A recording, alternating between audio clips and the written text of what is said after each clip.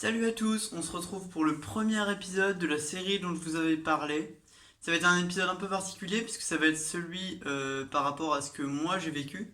Je vais vous faire un épisode sur le trauma crânien, comment ça se passe, ce qui se passe exactement et comment faire face à ça et comment aider les proches qui vivent ça. Premièrement, il y a deux types de traumatisme crânien possibles. Tout d'abord un hématome extradural et ensuite un hématome sous-dural. Je vous en avais parlé brièvement. L'hématome extradural, c'est celui que moi j'ai eu. C'est celui qui est le moins grave, c'est-à-dire que l'hématome est à l'intérieur du crâne mais à l'extérieur du cerveau. Souvent, il engendre peu de lésions, voire pas de lésions du tout. Et du coup, il a quasiment pas d'effet en fait sur l'avenir de la personne et en 3 jours d'hôpital, on est sur pied.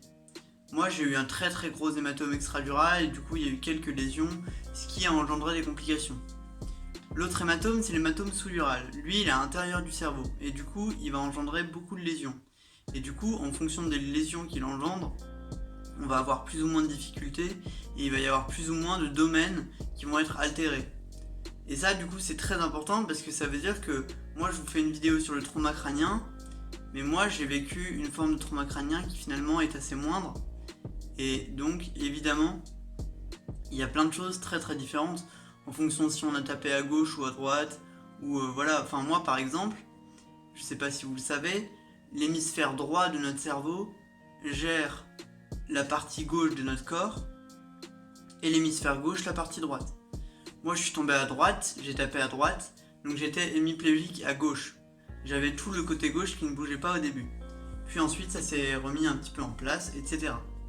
Ensuite, évidemment, du coup, moi, j'ai eu très peu de choses altérées, comme je vous l'ai dit, j'ai eu un très gros hématome extradural, mais il restait néanmoins extradural. Donc j'ai eu assez peu de lésions, et du coup, j'ai pas eu trop de complications, même si aujourd'hui j'ai encore quelques séquelles. Je pense que vous le voyez d'ailleurs dans les vidéos. Par exemple, vous voyez sûrement, j'ai tendance à avoir ma bouche qui tire vers la droite, parce que tout simplement, c'est entre guillemets de la paralysie faciale.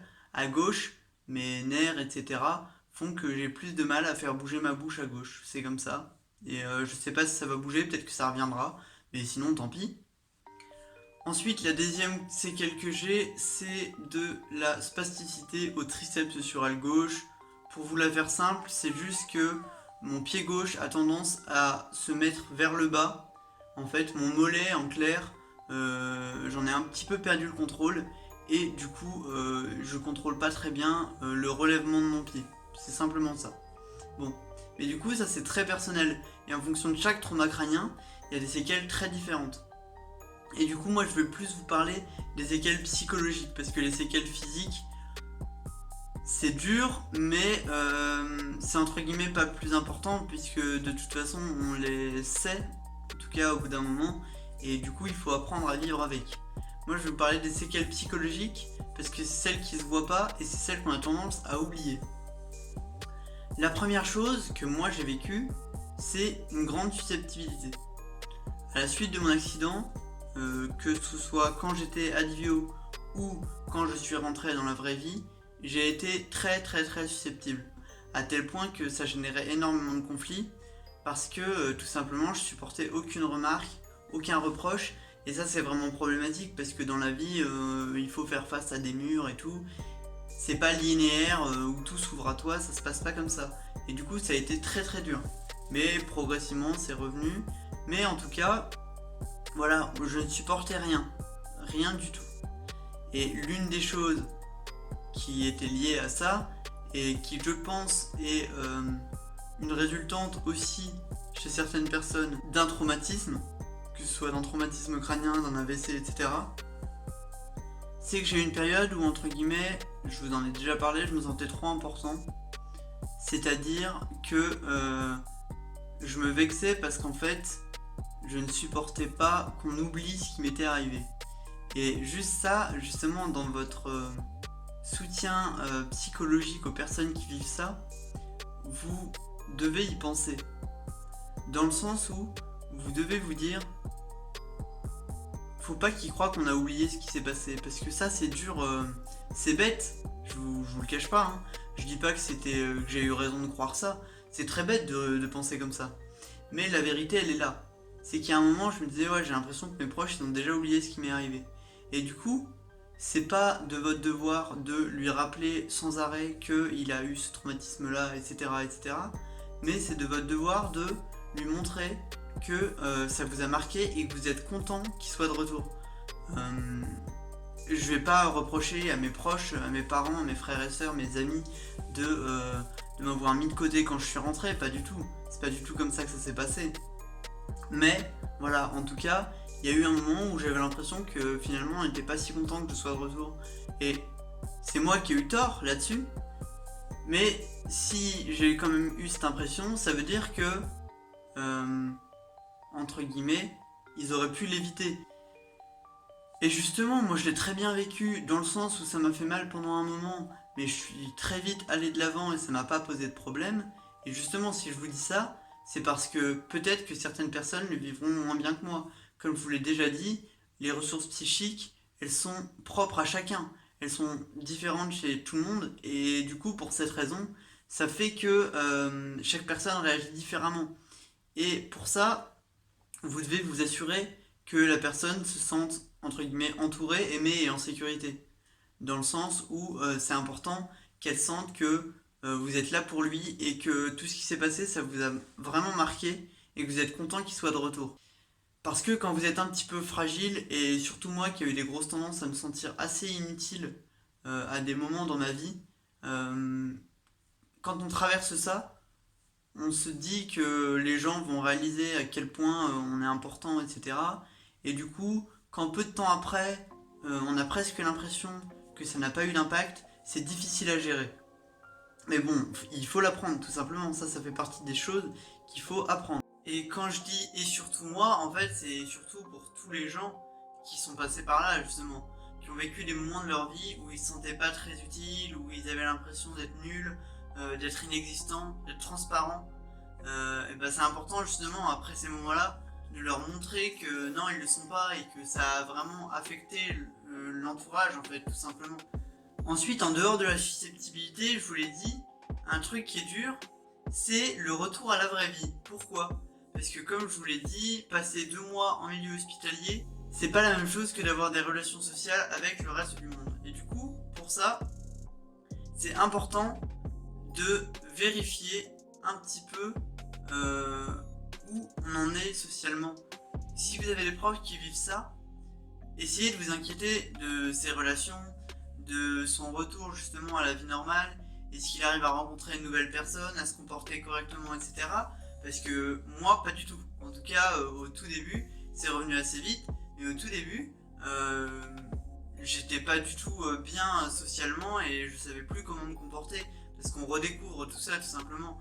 Le choc nous a fait oublier, on va dire, certaines choses et nous a fait perdre certains automatismes qu'il faut absolument retrouver parce que moi je l'ai vécu à 17 ans, donc encore c'est pas trop vieux, mais je veux dire si à 40 ans tu te retrouves dans la société et tu connais plus tous les codes de politesse, de respect, etc., c'est dangereux et c'est très néfaste tout simplement pour ta vie personnelle et professionnelle.